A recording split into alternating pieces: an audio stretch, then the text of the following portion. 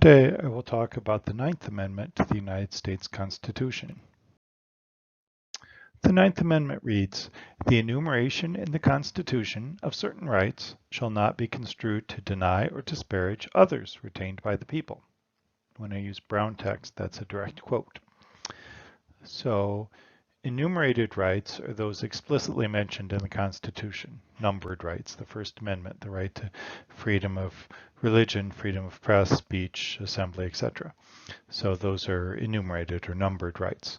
But this says that just because certain rights are listed explicitly or numbered in the Constitution, that doesn't mean that other rights are denied or disparaged, that there are still other rights that are retained by the people.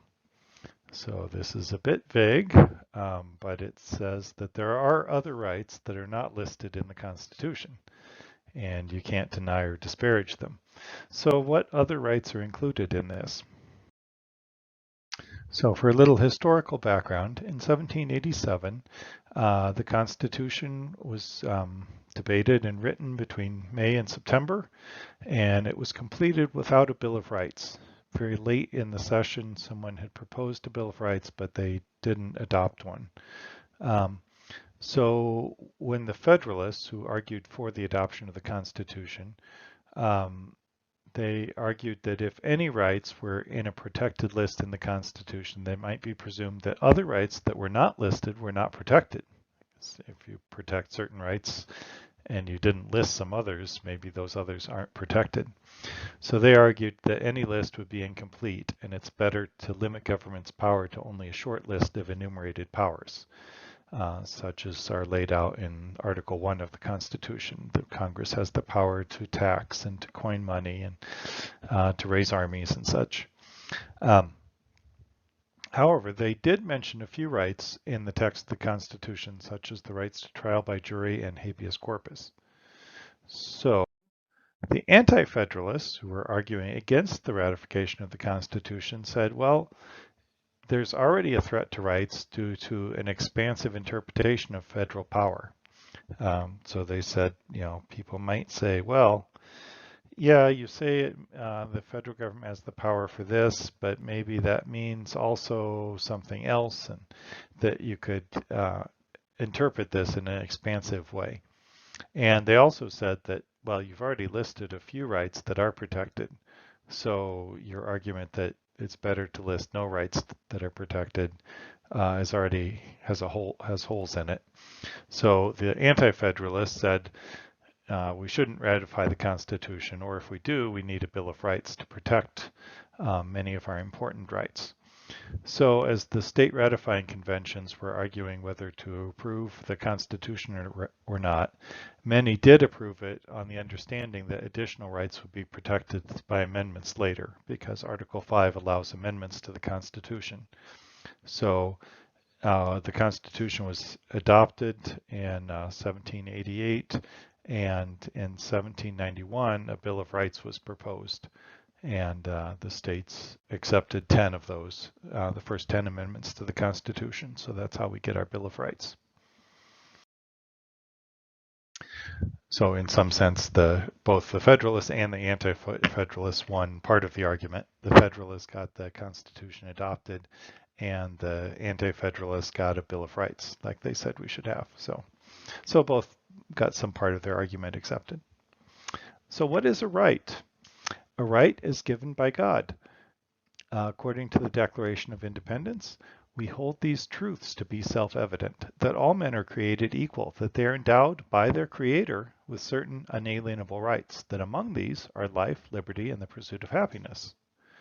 So this, probably the most famous sentence from the Declaration of Independence, said that all people are created equal, and we are endowed by our Creator, by God, with certain unalienable rights. So our rights are given by God. They're not from government. They're not from other people. They're not from majority vote. They're from God. And a short summary of them, but by no means all, are including life, liberty, and the pursuit of happiness, which is a pretty broad set. But there are other rights that we have beyond those as well. because it just says among these. That these are a few of our rights, but not all. So again, you have the question, how many rights do you list? Here they just said life, liberty, and the pursuit of happiness, being kind of generally covering a lot of our rights, but not a complete list of our rights. So rights are from God. On the other hand, a good or a service must be produced by a person. So that person must either be forced to produce it or paid to produce it. So if the person's forced, you've deprived them of their liberty. You've turned them into a slave and said, you must do this or you must produce this. If they're paid, then you've levied taxes on the broader population to get money to pay the people to produce these things. Thus, you're taking a portion of the time and effort of the taxpayers. So either way, you're depriving people of some or all of their liberty. Therefore, a good or service cannot be a right because it depends on others producing it for you. So a true right is from God, not produced by another person. So let's look at some things and look at what are rights. So which of these are rights and which are goods and services? So your life, well, that should be an easy one. No one else produced your life. Your life is from God. And as the Declaration says, our life, our liberty, and our rights from God. So how about pursuing a career? The right to pursue a career is indeed a right. Everyone has it. It doesn't require anyone to give you something. Now you have to convince someone to actually hire you, but you can't force them to. You don't have a right to force someone to hire you, but you have a right to go seek a job, and you have a right to raise your family as you see fit. So raising your family, that's a right from God. How about a college education? Now, when I went to college, you had to have professors teaching classes. So it requires their time and effort, their service to give a college education to someone. So that is produced by other people. So you might have the right to learn whatever you might want to learn, but a college education requires buildings and professors and various other folks. So that should not be considered a right because it's a service that's produced by other people. How about purchasing a home? So you have the right to go and buy any home you can afford. However, you don't have the right to be given a home. So seeking to purchase a home, that's a right, but being given a home, that takes people to build it. So that's a good produced by other people. So being given a home or housing is not a right because it's produced by other people. Speaking your mind, we have a First Amendment right to freedom of speech and freedom of press. So that's a right. However, how about a government-sponsored radio station on which to speak your mind? Now you've crossed from right to a good or a service because it costs money to have a radio equipment in a radio station, in a building, and a transmitter and an antenna. All those require people to produce those. So those are goods. So you don't have a right to other people's labor and goods. Healthcare. It takes doctors and nurses and other administrators and such to produce health care. So those are services produced by other people, therefore not a right. A car is also a good produced by people and not a right. And a gun. A gun, again, is produced by people and not a right. The right to own a gun is our Second Amendment right, but you have to pay for it yourself. The right to have a gun or to be given a gun that's a good, and so that's not a right. So it helps to look at who has to produce this. If your life, that's a gift from God, that's a right. But things that are produced by other people are not rights. They're goods or services. They're maybe very nice to have. Any of the things on this list might be all nice to have, but not all of them are rights. So what are these other rights that are mentioned in the Ninth Amendment? So there are natural rights, which are given by God and evident in nature. The Virginia Declaration of Rights, which was written just shortly before the Declaration of Independence in 1776, in Section 1 says that all men are by nature equally free and independent and have certain inherent rights, of which, when they enter into a state of society, they cannot, by any compact, deprive or divest their posterity, namely the enjoyment of life and liberty, with the means of acquiring and possessing property, and pursuing and obtaining happiness and safety. Okay, so they are saying that we have certain inherent rights, such as we saw in the Declaration of Independence. We have rights endowed by our Creator, and they're saying that when you enter into society, you can't make a compact with other people, a government or a compact or a contract with people, to deprive or divest your posterity of rights. So I guess you can give away your own rights if you want. Maybe that's not a good idea, but you can't give away your children's rights or other people's rights. You know, if you want to give up your own rights, I guess that's up to you. But you can't give away rights for others. They're entitled to their own rights. And they name things like the enjoyment of life and liberty. Okay, those are things granted by God. The means of acquiring and possessing, you know, the ability to acquire and possess property. That's not being given property, but you can go out and work for money and save it up and buy property. You know, that's a right. And pursuing and obtaining happiness and safety. So again, that's the right to pursue it, not just to be given things.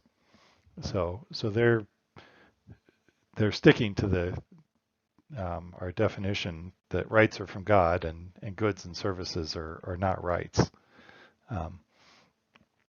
So those are natural rights. There are also common law rights that come from English common law decisions. So English common law built up over many centuries in England through various court decisions.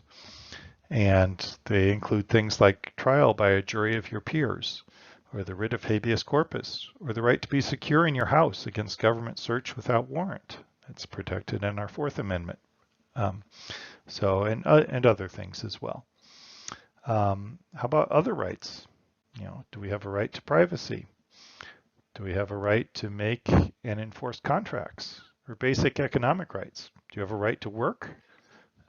Not to be given a job, but to go seek a job and to take, you know, a job, whatever job you can get an offer for, you have the right to take it. The right of parents to raise their children as they see fit. So, you know, none of these rights are listed in the Constitution, but I think mostly we would agree that, yes, these are indeed rights that we do have. So not all rights are listed in the Constitution. So who defines these other rights? So are they pre-existing and therefore do not need to be listed and defined? You know, from the Declaration, we see among these rights are life, liberty, and the pursuit of happiness. So they're very clearly saying these are not the whole list. This is not the whole list. There are other rights. So do they all need to be defined and listed? Or can some of them be left unlisted, not enumerated? Does a court need to define them so they're clarified? In the case of Troxel versus Granville in 2000, Justice Scalia dissented from the majority and said the right of parents to raise children as they saw fit is one of the unenumerated rights. However, he did not think it proper for courts to define and protect these rights. He thought legislatures should protect these rights. So he wasn't quibbling with the right of parents to raise their children as they see fit. After all, parents are responsible for their children, and they should have the right to raise them as they think proper, according to their values and how they think the correct way to raise children is, because they're their children. So Justice Scalia was saying, well, yes, we have other rights, but he didn't think courts were the right ones to define and protect them. So he thought legislatures should. So does the legislature need to define them? More enforcement of the Ninth Amendment would limit government power because it would maybe clarify what other rights we have and limit government's power to infringe upon those rights.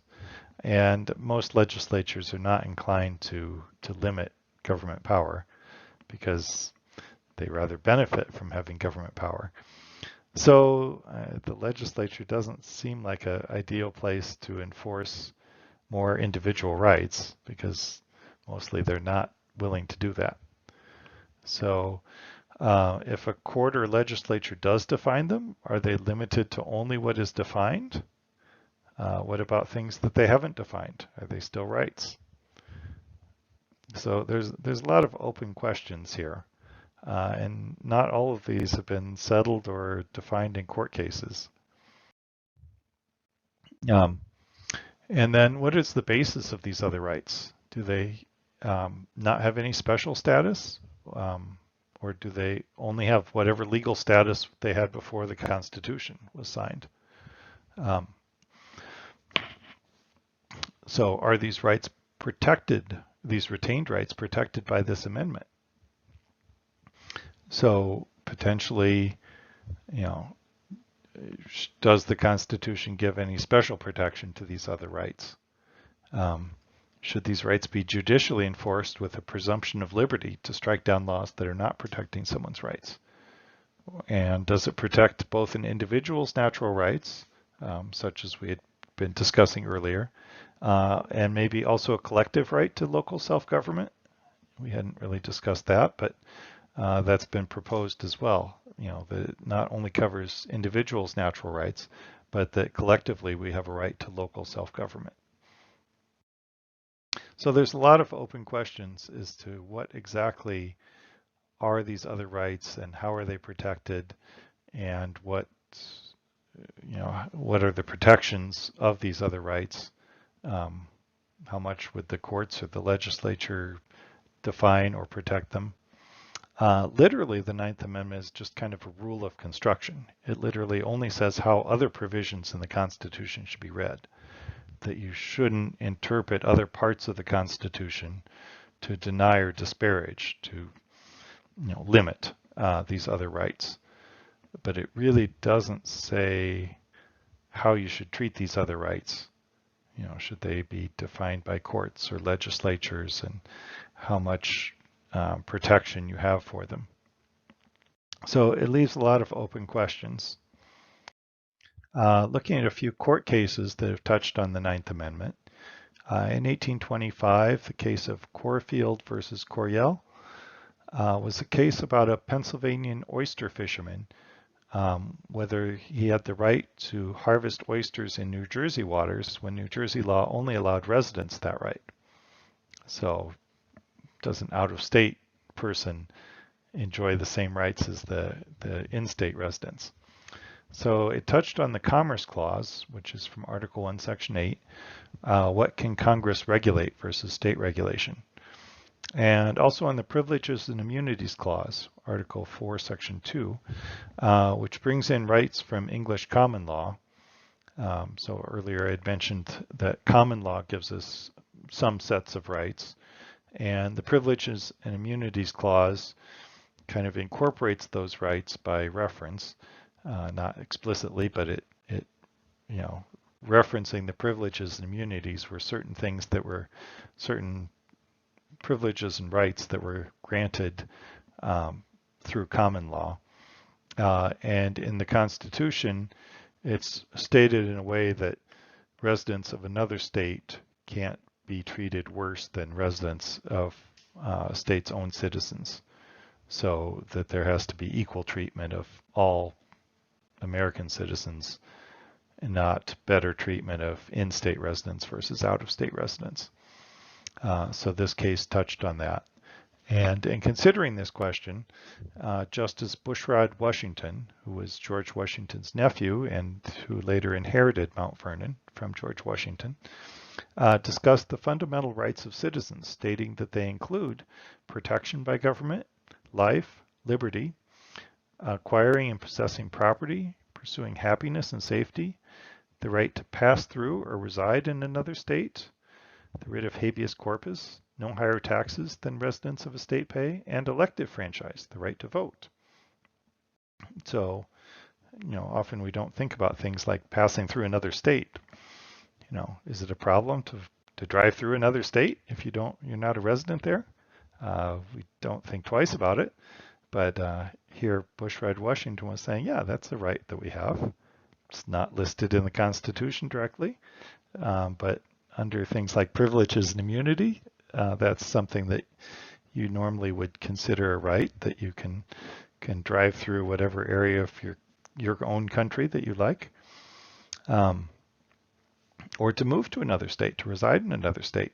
Just because you weren't born there, does that mean you can't live in a state? Of course not. We can freely move to whatever state we like.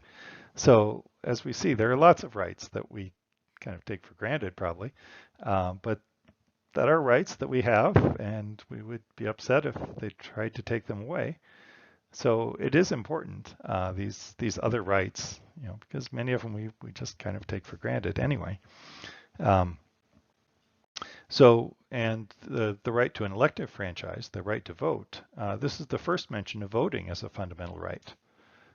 In a constitutional republic, voting is very fundamental, and yet it's not mentioned as a protected right in the Bill of Rights.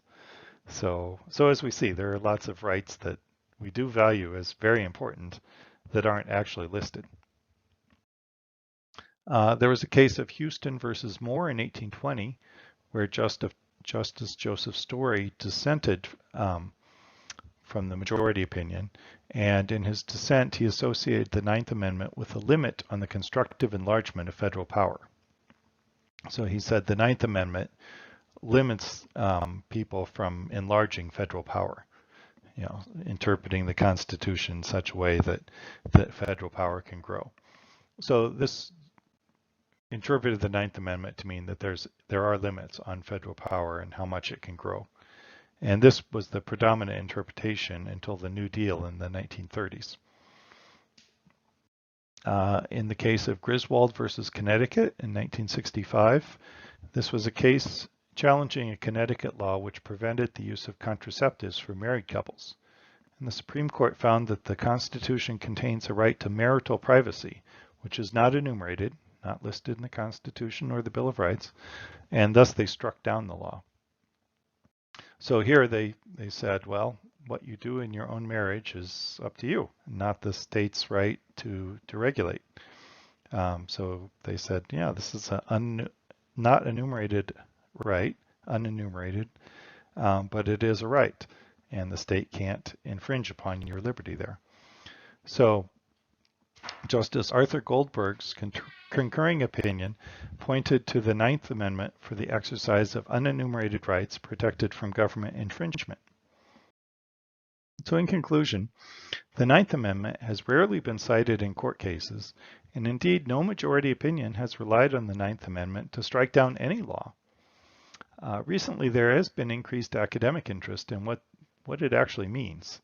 But as we've seen, there's lots of open questions yet to be decided on exactly what it means and how much and in what ways it protects other rights. And it's meant in some manner to limit the power of government, which has increased immensely in the past century. And generally, government is not interested in an amendment that limits its power. So the Ninth Amendment, along with the 10th, is often widely ignored and generally not interpreted in a way that limits federal power very much. So the 9th and 10th Amendments are probably the most ignored amendments in the Bill of Rights.